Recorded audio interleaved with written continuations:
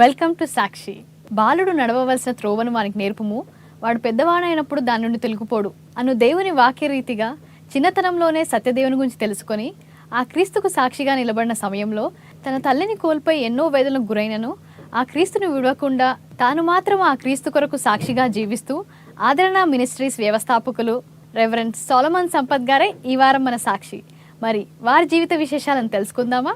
Praise the lord pastor గారు, మీ సాక్ష్యాన్ని పంచుకోవడానికి మా స్టూడియోకి వచ్చినందుకు వందనాలు. నాకు కూడా చాలా సంతోషంగా ఉంది సిస్టర్. మరి మీ సాక్ష్యం గురించి చెప్పే ముందు, మీరు ఆల్రెడీ క్రైస్తవులుగా పుట్టినారు. అవునండి, నేను పుట్టుక నుంచి క్రైస్తవ కుటుంబంలో పుట్టాను. మా తాతగారి కాలం నుంచి కూడా అందరు క్రైస్తవులుగా దేవుని సేవలో గొప్పగా వాడబడుతున్న వారుగానే మా కుటుంబ సభ్యులు ఉంటూ ఉన్నారు. దేవుని సేవకులో మీ తల్లి లేదండి, వాళ్ళు ఉద్యోగాలు చేసుకుంటూ కూడా దేవుని కార్యక్రమాలలో ఎంతో ముందు పాత్ర వహిస్తూ దేవుని పరిచర్యలు కొనసాగిన వాళ్ళే ఉన్నారు. అంటే మీరు పుట్టి పెరిగింది ఏ ప్రాంతంలో? నేను నెల్లూరు ప్రాంతంలో పుట్టి పెరిగానండి. నా ఇంటర్మీడియట్ వరకు కూడా నెల్లూరులోనే ఉన్నాను. అండ్ నెల్లూరు జిల్లా ప్రక్కన విలేజ్ ఇందుకూరుపేట అని ఒక విలేజ్ ఉంటుంది. అక్కడ నా 10th క్లాస్ వరకు నేను చదివాను. అక్కడ YMCA young man Christian association Christian హాస్టల్లో నేను చదివి అక్కడ ఆ బాల్యంలోనే ఒక క్రిస్టియన్ ప్రేయర్ లీడర్ గా ఉంటూ నా బాల్యం ఎదిగిందండి. అంటే తల్లిదండ్రులు క్రైస్తవులే, చదువుకున్నది క్రిస్టియన్ స్కూల్లోనే. అవునండి, చిన్నప్పుడే దేవుని పనిలో ఉన్నారు మీరు. అవునండి. కానీ మీరు దేవుని సొంత రక్షకునిగా ఎప్పుడు తెలుసుకున్నారు? నేను 1992వ సంవత్సరం April 1st week vacation Bible schools కి వెళ్ళాను. చిన్నప్పటి నుంచి కూడా మా తల్లి గారు చాలా భక్తిగా పెంచేవారు.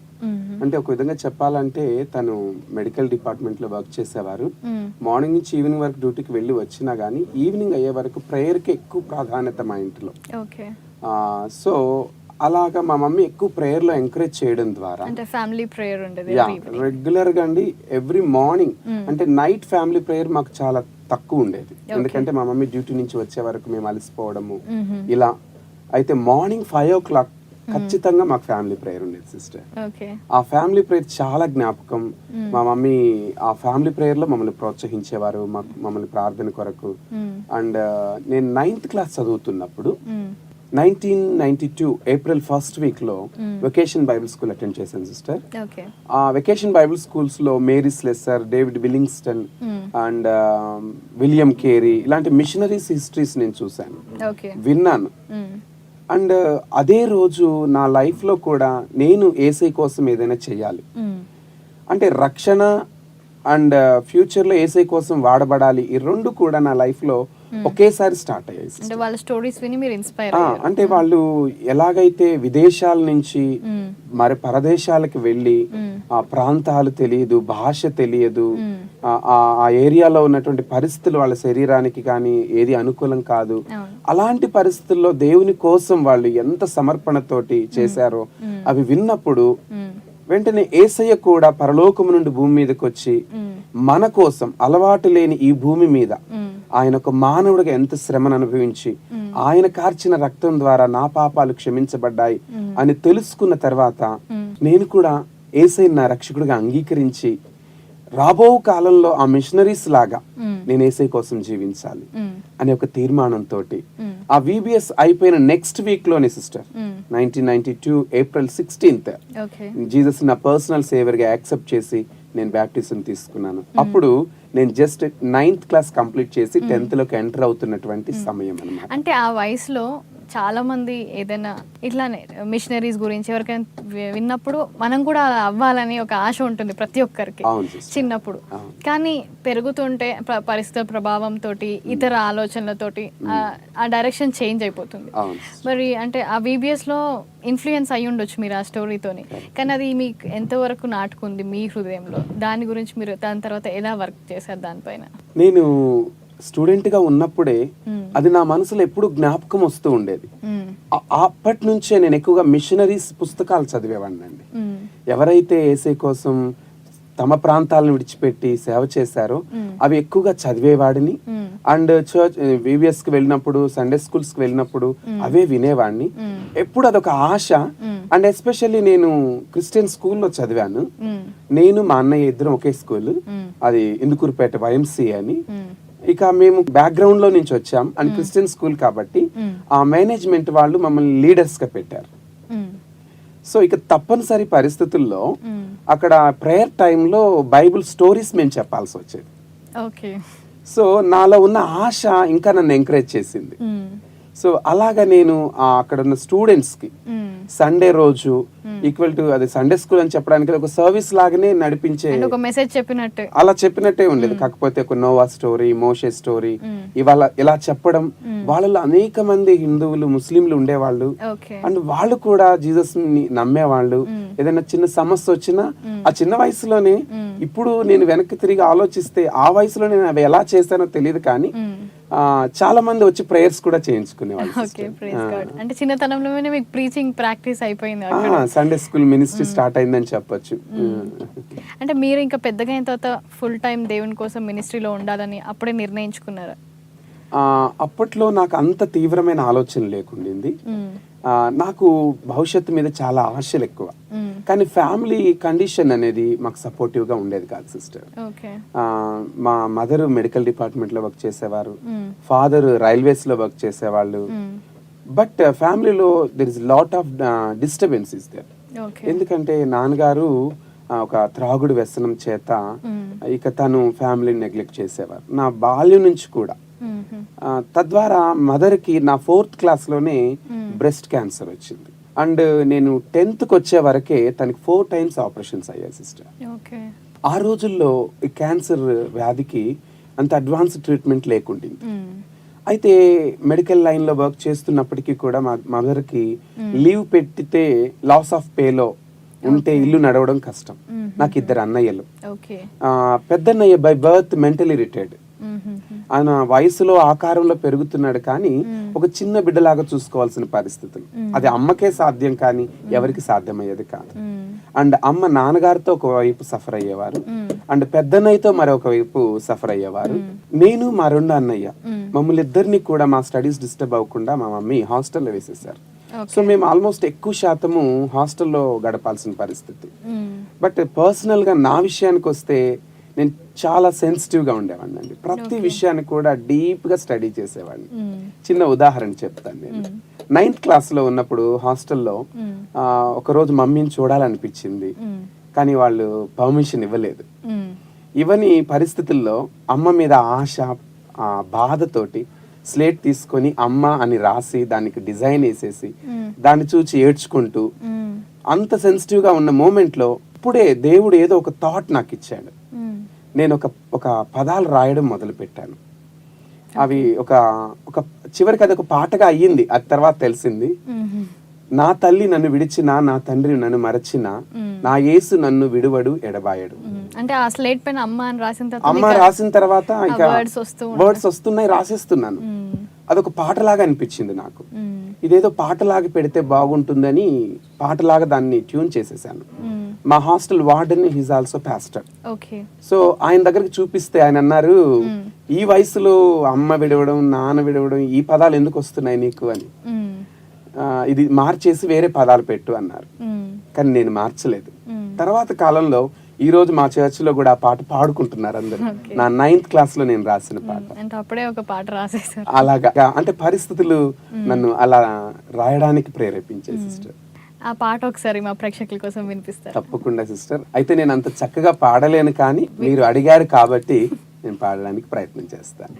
అనుక్షణము నీవే నాకు తోడు, అనుక్షణము నీవే నాకు తోడు, కష్ట దుఃఖాలలో శోధనాలలో నీవే నాకు కాపరి, అనుక్షణము నీవే నాకు తోడు, నా తల్లి నన్ను విడచినాను, నా తండ్రి నన్ను మరచినాను, నా తల్లి నన్ను విడచినాను. ఇంత చిన్నతనంలోనే ఇంత లోతైన అర్థం ఉన్న పాట రాశారంటే మీరు చాలా వేదనలో ఉంటుంటారు ఆ టైంలో. మరి అప్పుడు మీరు దేవుని కోసం ఎలా ప్రార్థించారు, ఎలా శక్తిని పొందుకున్నారు? ఎప్పుడు కూడా నాకు చిన్న వయసు నుంచి రోషం ఎక్కువ and at the same time I'm very too sensitive sister. ఇతరులు కంపేర్ చేస్తున్నప్పుడు మా మమ్మీ వాళ్ళలాగా రావట్లేదు, మా మమ్మీ వాళ్ళలాగా హెల్తీగా లేదే, మా నాన్న ఇలా ఉన్నారే, అమ్మ ఇలా ఉన్నారే, అందరి ఫ్యామిలీస్ చాలా హ్యాపీగా ఉన్నాయి, మా ఫ్యామిలీ ఇలా లేదే, ఎప్పుడు ఇలా ఆలోచిస్తూ ఉండేవాడిని సిస్టర్. బట్ 93 జనవరి 13th ఒకరోజు ఒక ప్రేయర్ మీటింగ్కి వెళ్ళాను. అప్పటికే మా అమ్మగారు చివరి దశలో ఉన్నారు, మాట్లాడలేని పరిస్థితిలో ఉన్నారు. చాలా తన దగ్గరికి వెళ్ళాలంటే కూడా కష్టం. తను చాలా డెత్ బెడ్ లో ఉన్నారు చెప్పాలి. నేను స్కూల్లో ఉన్నప్పుడు కూడా ఎవరైనా మా స్కూల్ క్యాంపస్ లో కనిపిస్తే మీ మమ్మీ చనిపోయింది అని చెప్పడానికి వస్తున్నారేమో అన్నంత కలవరం నాకు ఎప్పుడు ఉండేది సిస్టర్. అయితే 93 జనవరి 13th ఒక మిడ్ నైట్ ఆల్ నైట్ ప్రేయర్కి వెళ్ళాను. అక్కడ కూర్చుని అందరూ ఆత్మలో ఆనందిస్తూ ఉన్నారు, ప్రార్థనలు చేస్తున్నారు. నా ప్రక్క వ్యక్తులను అడిగాను, ఏంటి మీరు అంతగా ఆనందిస్తారు, ఎలా వస్తుంది అని అంటే, దేవుని అభిషేకం పొందితే మన బాధలు మర్చిపోతాం, మనం ఆనందంగా ఉంటాం అని చెప్పారు. సో నేను రక్షణలోనికి వచ్చాను, కానీ వాళ్ళు చెప్తున్న ఆత్మ అనుభూతి లేక దేవుడు మాట్లాడడం, ఆ గొప్ప ఆనందం అనేది నాలో లేదు. నేను కళ్ళు మూస్తే అమ్మని మంచిగా చేయి, నాన్న మంచిగా అవ్వాలి, అన్న మంచిగా అవ్వాలి, కుటుంబం మంచిగా అవ్వాలి, అందరు ఫ్యామిలీస్ లాగా మా ఫ్యామిలీ సంతోషంగా ఉండాలి అని ఎప్పుడు కూడా ఇదే చింత నాకు ఉండేది సిస్టర్. అయితే ఆ రోజుల్లో మా అమ్మగారు ఒక ఆత్మీయ తల్లిని పరిచయం చేశారు నెల్లూరులో. ఆవిడ ఒక సిఐ గారి భార్య, అన్నాకుట్టి ఆనందరావు గారని. నిజంగా తను నాకు మా తల్లి గారు కన్న తల్లి అయితే, నన్ను ఆత్మీయంగా కన్న తల్లి ఆ ఆత్మీయ తల్లి అన్నమాట. ఆ ఆత్మీయ తల్లి గారు నన్ను ప్రార్థనలో దేవునిలో ఎలా ఎదగాలో నాకు నేర్పించారు. అయితే ఆ ప్రార్థనలో నేను ఉండగా ఆ రాత్రి నెమ్మది లేని పరిస్థితుల్లో, అయ్యా నాకు ఆ ఆనందం కావాలి, నాకు ఆ అభిషేకం కావాలి అని దేవుని సందులో కన్నీరు కారుస్తున్నాను.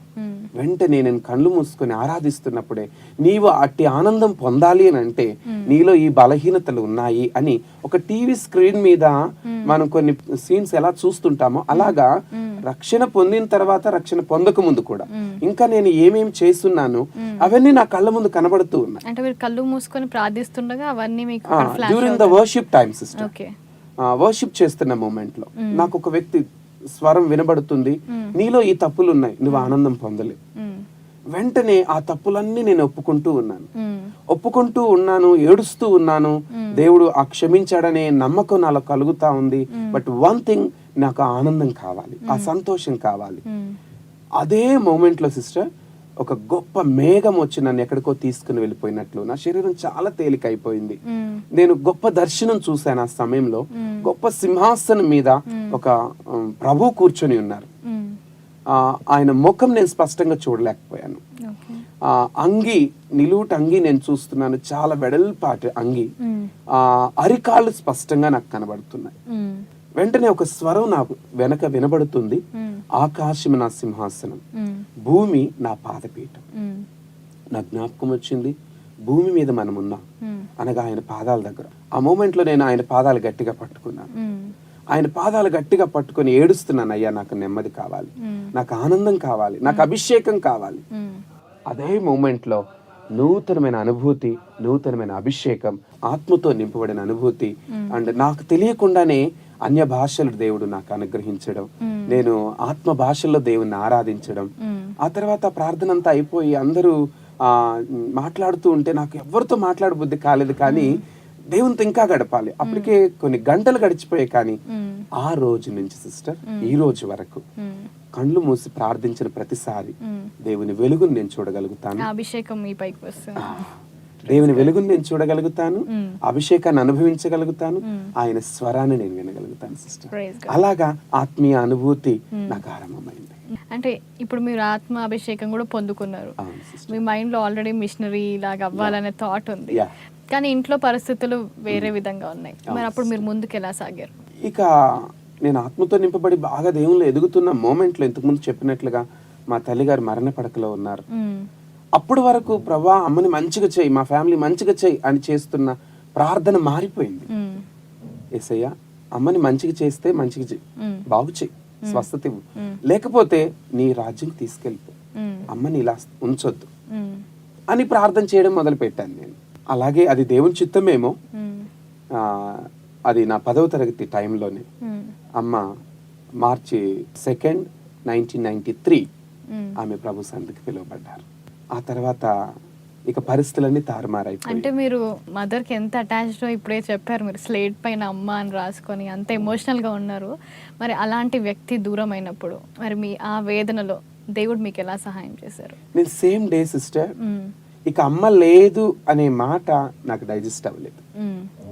ఇక వెంటనే ఏడ్చి అన్కాన్షియస్ అయిపోయాను. అన్కాన్షియస్లో నిద్రపోతున్నానో ఏం జరుగుతుందో తెలియదు, కానీ ఒక స్వరం నాకు వినిపించింది. దిగులు పడకము, ఒకని తల్లి వానిని ఆదరించినట్లు నేను మిమ్మును ఆదరించదను. సడన్ గా లేచేశాను. అందరూ ఏడ్చుకుంటున్నారు. ఎవరు ఇంత మెల్లగా నాతో మాట్లాడింది? ఆలోచించడం మొదలు పెట్టాను. అప్పుడు గుర్తొచ్చింది, అదే సంవత్సరం న్యూ ఇయర్ రోజు నాకు వచ్చిన ప్రామిస్ ఐజియా 66:13, ఒకని తల్లి వారిని ఆదరించినట్లు నేను మిమ్మల్ని ఆదరించదను. నాకు ఇది వాగ్దానంగా వచ్చింది. ఇప్పుడు మరలా స్వరం ద్వారా దేవుడు నాతో మాట్లాడాడు. ఎందుకంటే 3 months బ్యాకే అనాయింటింగ్ రోజు ఆ స్వరం నేను విన్నాను కదా, అదే స్వరం నాకు మరలా వినిపించింది. నాకు తెలియకుండానే వెంటనే లేచాను. ఇక నేను ఇలా ఏడుస్తూ కూర్చుంటే కుదరదు, ఇంకెవరికి చెప్పాలి, అందరూ బంధువులకి చెప్పాలి అమ్మ చనిపోయిందని. ఇక మిగతా ఏర్పాట్లలోకి మేము వచ్చేసేసాము. ఇక మమ్మీ ఫ్యూనరల్ అయిపోయింది. ఇక ఆ తర్వాత మా నాన్నగారు పట్టించుకోరు, చూడరు.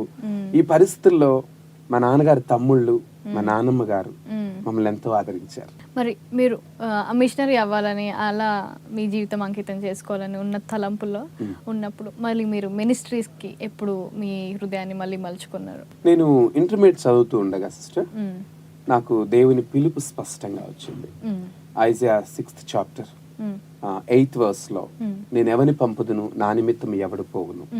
ఇర్మియా గ్రంథం 1వ అధ్యాయము 4వ వచనం. ప్రార్థన చేసుకుంటున్నారా? దేవుడు కనిపెడుతూ ఉన్నాను. చాలా మంది సేవకులు నాకు ప్రార్థన చేసి దేవుడు నిన్ను వాడుకుంటాడు అని చెప్తూ ఉన్నారు. బట్ ఖచ్చితమైనటువంటి కన్ఫర్మేషన్ కోసం నేను వెయిట్ చేస్తున్నాను. ఆ వాక్యం ద్వారా ప్రభు నాతో స్పష్టంగా నువ్వు నాకు సేవ చేయాలి. అండ్ ఆల్రెడీ నాకు యేసయ్య సేవ అంటే చాలా ఇష్టం. అండ్ ఇంకొక మాట చెప్పాలి సిస్టర్, నేను ఇంటర్మీడియట్ చదువుతూ ఉండగా హాఫ్ డే కాలేజ్ కి వెళ్ళి మిగతా హాఫ్ డే నేను మినిస్ట్రీకి వెళ్ళేవాడిని, విలేజెస్ కి వెళ్ళేవాడిని. నాతో కొంతమంది యవనస్తులైన ఫ్రెండ్స్ ఉండేవాళ్ళు. వాళ్ళతో కలిసి వెళ్ళిపోయి ఒక చిన్న చౌరస్తాలో నిలబడి డక్కి వాయించి పాటలు పాడి అందరికి వాక్యం చెప్పడము. ఆ రోజుల్లోనే వాళ్ళకి ప్రార్థన చేస్తే ఈవిల్ స్పిరిట్స్ బయటపడి అవి డెలివరెన్స్ అవ్వడము, ఇలా జరగడంతో నాకు కాన్ఫిడెంట్ అంటే దేవుడు నన్ను వాడుకుంటాడు, దేవుడు నన్ను వాడుకుంటున్నాడు అనే ప్రోత్సాహం నన్ను ఇంకా ముందుకు లాక్కొచ్చింది. అంటే అప్పటి వరకు మీకు అనుభవం లేదు కదా ప్రీచింగ్ చేయడం, కానీ మరి మీరు వీధిలోకి వెళ్ళి అందరి ముందు వాక్యం చెప్పడం, ప్రేయర్ చేయడం అంత ధైర్యంగా ఎలా వెళ్ళారు అందరూ? అది ఎలా ఆరంభమైందంటే, ఒక దినం నేను ఎక్కువగా ప్రార్థనలో గడిపేవాడిని. అమ్మ చనిపోయిన తర్వాత నా ఫీలింగ్స్ షేర్ చేసుకోవడానికి ఎవరు లేరు. అలాంటి సందర్భాలలో ఒక రోజు ప్రార్థన చేసుకుంటుండగా ఒక సహోదరి నా దగ్గరకు వచ్చారు. ఆమె చాలా డిప్రెషన్ లో ఉన్నారు సిస్టర్, ఏడుస్తా ఉన్నారు, అయ్యా నా కోసం ప్రార్థన చేయ అని. సరే, ఇక ప్రార్థన చేస్తూ ఉండగా ఒక వర్డ్ జ్ఞాపకం వచ్చింది. అసలు ఎవరికి ఎలా వాక్యం చెప్పాలో నాకు తెలియదు. ఇక బైబిల్ ఇలా పట్టుకొని అలా మధ్యలో తీసేసి ఆవిడకి చెప్పడం మొదలు పెట్టాను. రియలీ సిస్టర్, అలా స్టార్ట్ అయింది నా మినిస్ట్రీ. ఎవరు వచ్చినా వాళ్ళకి ఏదో ఒక వాక్యం చెప్పాలి.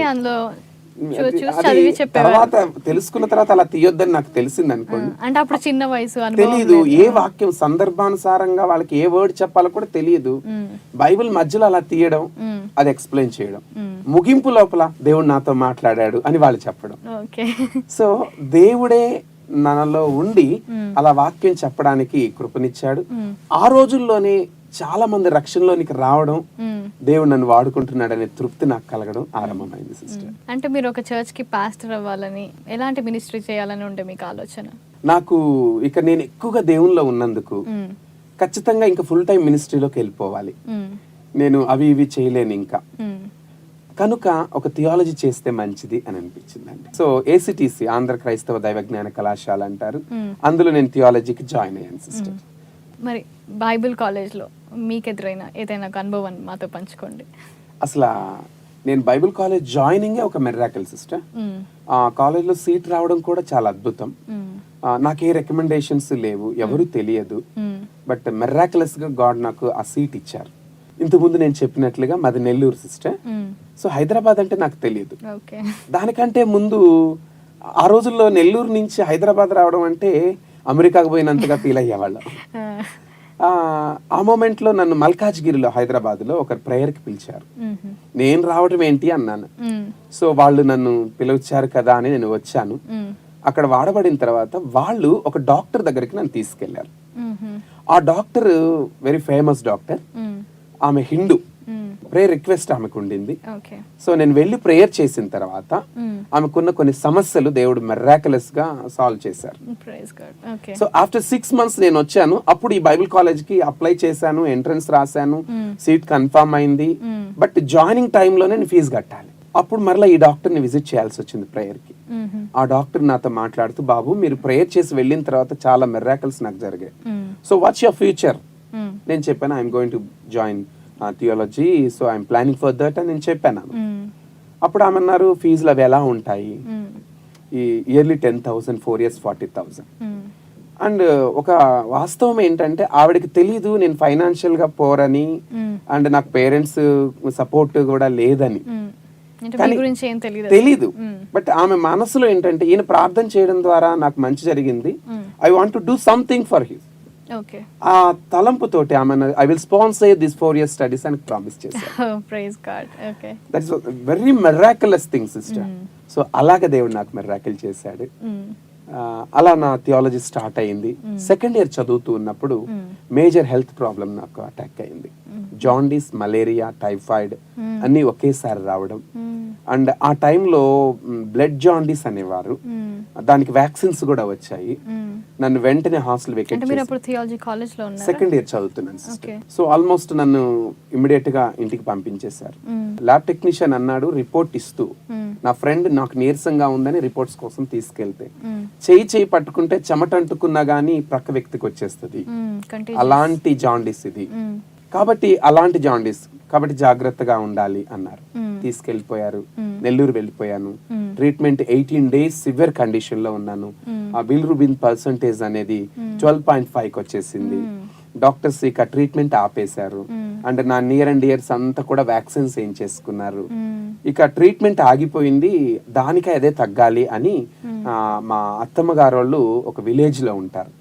వాళ్ళు ఇంటి దగ్గర ఒక పోర్ట్కోలో కర్టన్స్ వేసేసి నా బెడ్, నా ప్లేట్ వేరు చేసేసి సపరేట్ గా పెట్టి, ఈ డాక్టర్స్ కూడా చెప్పారు ఈ జబ్బు అలాగే పెరిగి చచ్చిపోతారు, లేకపోతే తగ్గొచ్చు, చెప్పలేం అని ట్రీట్మెంట్ కూడా అయిపోయింది అన్న మూమెంట్ లో 2.5 months రెగ్యులర్ గా ఎవ్రీ ఫ్రైడే నేను బ్లడ్ టెస్ట్ కి వెళ్తాను. Same lab technician.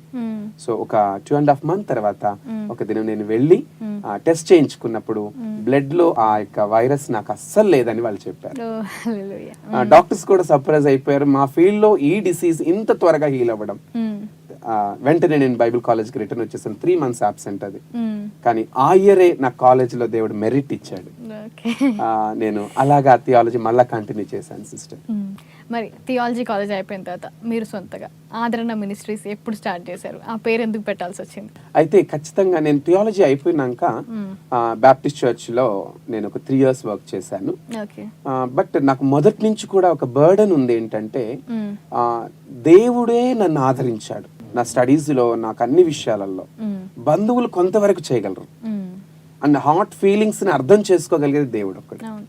సో దేవుడే నన్ను ఆదరించాడు గనక నేను అనేకులకు ఆదరణగా ఉండాలి అనే ఉద్దేశంతో నేను ఒక 3 years బాప్టిస్ట్ చర్చ్ పాస్టర్ గా వర్క్ చేసి, దెన్ 2004 February 14th రోజు ఆదరణ మినిస్ట్రీస్ అనేటువంటి పరిచయం నేను ఆరంభించాను. మీ లైఫ్ లో ఉన్న అనుభవంతో ఆ పేరు పెట్టారు.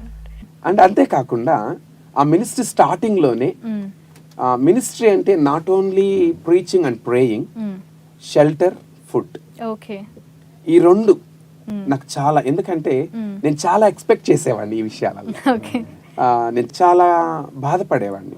సో మినిస్ట్రీలో నేను ఈ రెండు ఖచ్చితంగా చేయాలి అంటే పెట్టిన మొదటి రోజు నుంచే ఈ రెండు కూడా స్టార్ట్ చేశాను. మొదటి రోజు నుంచే ఎంత మంది నా గడప తొక్కుతారో వాళ్ళందరూ భోజనం చేసి వెళ్ళాలి.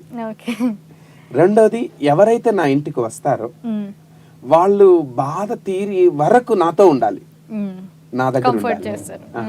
షెల్టర్ అండ్ ఫుడ్ ఈ రెండు ఇవ్వాలనేది నాకు ఆశ సిస్టర్. మరి మీ వివాహం ఎప్పుడు జరిగింది? ఈ మినిస్ట్రీలో నేను కంటిన్యూ అవుతున్నాను. ఆదరణ మినిస్ట్రీ నేను ఫౌండర్ అండ్ డైరెక్టర్ గా నేను కొనసాగుతూ ఉండగా ఎన్నో ప్రపోజల్స్ చూశారు మా చిన్నాన్న గారు. దేవుని సందులో ప్రార్థన చేశాను. సో ఆ రోజు బయలుదేరి ఆ నైటే వెళ్ళి చూడడం, మార్నింగ్ చూడకపోయినా engagement next day. So engagement and April 12th, 2006 మా మ్యారేజ్ జరిగింది సిస్టర్. మరి మీ భార్య ఎంతవరకు సహకరిస్తుంది మీ మినిస్ట్రీలో? చాలా అద్భుతంగా. నేను ఏదైతే ఆశించానో, వాస్తవంగా మొదట్లో తనకి పరిచర్య గురించిన అవగాహన లేదు, బట్ సమర్పణ ఉంది. వాళ్ళ తల్లిదండ్రులే ఒక పాస్టర్కే మా అమ్మాయిని ఇవ్వాలి అని ముందే సమర్పించుకున్నారట. సో తనకి ఆ మైండ్ సెట్ ఉంది కనుక మొదటి రోజు నుంచి కూడా నేను ఇది ఇలా చేయాలి అని అంటే, ఈరోజు దేవుడి కృప వల్ల నాతో ఈక్వల్ గా, ఒకవేళ నా సర్వీస్ లో నేను లేకపోతే నా భార్య అక్కడ నిలబడినా పాస్టర్ గారు ఈక్వల్ గా సాటిస్ఫై చేయగలిగే స్థాయికి దేవుడు నా భార్యని, తను కూడా చక్కగా స్త్రీల మధ్య అండ్ అందరి మధ్య కూడా పరిచర్య కొనసాగిస్తూ ఉంటారు. తన ఆత్మతో నింపబడ్డారు, దేవుని వరాలు పొందుకున్నారు. ఇద్దరం కలిసి చెరొక వైపు దేవుని పరిచర్యలో ముందు కొనసాగుతున్నాం సిస్టర్. అంటే నా భార్య మాత్రమే కాదు, కానీ దేవుడు ఇచ్చిన గొప్ప బహుమానం ఏంటంటే, నా భార్య ప్రసవ సమయంలో పెద్ద బాబు 8th month ప్రెగ్నెన్సీ టైంలో ఒక యాక్సిడెంట్ అయిందండి. 3 పల్టీలు కొట్టి 8th month ఫస్ట్ డే వెంటనే అబ్నార్మాలిటీ వచ్చేసింది. ఇమీడియట్ గా ఆపరేషన్ చేయాలన్నారు. మదరు బేబీ ఇద్దరికి ప్రమాదం అన్నారు. ఒకటే ప్రార్థన చేశాం, అద్భుతంగా దేవుడు నాకు బిడ్డనియ్యాలి, కుమారుణ్ణి ఇస్తానని దేవుడు ముందే వాగ్దానం చేశారు. ఆ కుమారుణ్ణి ఆయన సేవకు నేను ఇవ్వాలి. సో అలాగే మెరాక్యులస్ వేలో 1.5 weight లో బాబు పుట్టాడు. 1 month బాబుని హీటర్ లో ఉంచాల్సిన పరిస్థితి వచ్చింది. చాలా జాగ్రత్తగా బాబుని పెంచాం. నా భార్య కూడా డెత్ బెడ్ లో నుంచి బయటకు వచ్చింది. అండ్ ఆ బాబు అండి ప్రస్తుతం ఆయన మీద చిన్నతనం నుంచి దేవుని అభిషేకం, అందుకే ఆయనకి అభిషేక్ ఆహ్లాద్ అని పేరు పెట్టా. దేవుని అభిషేకంతో పుట్టి మాకు ఆహ్లాదాన్ని ఇచ్చాడు. సో ఆ బాబు 3 years ఏజ్ లోనేనండి చక్కగా డ్రమ్స్ ప్లే చేయడం నేర్చుకున్నాడు. తను ఓన్ గా tune and lyric nearly 3 songs. Now he's UKG only. ఇప్పటికే 3 పాటలు రాసేసాడు. అంటే రాయడం రాదు కానివ్వండి, ఆయన అలా హమ్ చేసేస్తాడు పదాలు అట్లా. అండ్ రిథమ్ ఆయనకి తెలుసు. అండ్ ఇంకొక బాబు కూడా దేవుడిచ్చాడు. 2 బాబులు. పెద్ద బాబు ఇప్పుడు UKG అండ్ రెండో బాబు 2.5 years సిస్టర్. మరి కుటుంబంగా మీ ఆత్మీయ జీవితాన్ని మీరు ఎలా కట్టుకుంటున్నారు? కుటుంబంగా ప్రతిదినం దేవుని సందులో మేము కనిపెడతాం. వాస్తవంగా చెప్పాలంటే ఒక సేవకుడికి కుటుంబం అనేది సంఘం సిస్టర్. మాకు దేవుని కృప వల్ల ఉప్పల్లో ఒక సంఘం, సంతోష్ నగర్ లో ఒక సంఘం, బంజారా ప్రజల మధ్య కొంగర తండా అని 3 సంఘాలు. ఆ 3 సంఘాలు కూడా మా కుటుంబంగా ఫీల్ అవుతాం. మేమిద్దరం కూర్చున్నప్పుడు ఈ సంఘంలో ఉన్న సమస్యలను గురించి ఆలోచించి వాటి గురించి ఎక్కువగా ప్రార్థించడం, వాళ్ళ గురించి ఎక్కువగా ఆలోచించడం, ఇంకా మా కుటుంబ జీవితంలో మా సంఘం యొక్క ప్రభావమే అధికంగా ఉంటుంది సిస్టర్. మరి మీ మినిస్ట్రీస్ ద్వారా జరిగే పరిచర్య గురించి వివరించండి. దేవుడి కృప వల్ల సంఘ పరిచర్య అద్భుతంగా సాగుతుంది. బంజారా ప్రజల మధ్య కూడా మేము కొనసాగుతూ ఉన్నాం. అండ్ దేవుడి కృప వల్ల మీడియా మినిస్ట్రీ స్టార్ట్ అయిన తర్వాత డిఫరెంట్ ఏరియాస్ కి, విలేజెస్ కి, డిస్ట్రిక్ట్స్ కి వెళ్ళడానికి pastors conference, youth retreats, children ministry, ఈ రీతిగా పరిచర్య ఎక్స్పాండ్ చేశాడు సిస్టర్. మరి చివరిగా మా కల్వరి టీవీ ప్రేక్షకులకు ఏదైనా సందేశాన్ని అందిస్తారా? ప్రియులారా, మీరు గమనిస్తున్నారు కదా, ఈ కల్వరి టీవీ ద్వారా మీ గృహాల్లోనికి నా సాక్ష్యాన్ని పంచుకోవడానికి దేవుడు గొప్ప అవకాశాన్ని ఇచ్చాడు. కల్వరి టీవీ వారు ఎంతో గొప్ప కార్యక్రమాలు చేపట్టి అనేక ఆత్మలకు మేలుకరంగా వారు ప్రయాసపడుతూ ఉన్నారు. అందుని బట్టి నేను కల్వరి టీవీ వారిని అభినందిస్తున్నాను sister. God bless you all. And ప్రేక్షకులైన మీకు నా అనుభవంలో నుంచి ఒక ప్రత్యేకమైన మాట చెప్పాలని ఆశపడుతూ ఉన్నాను.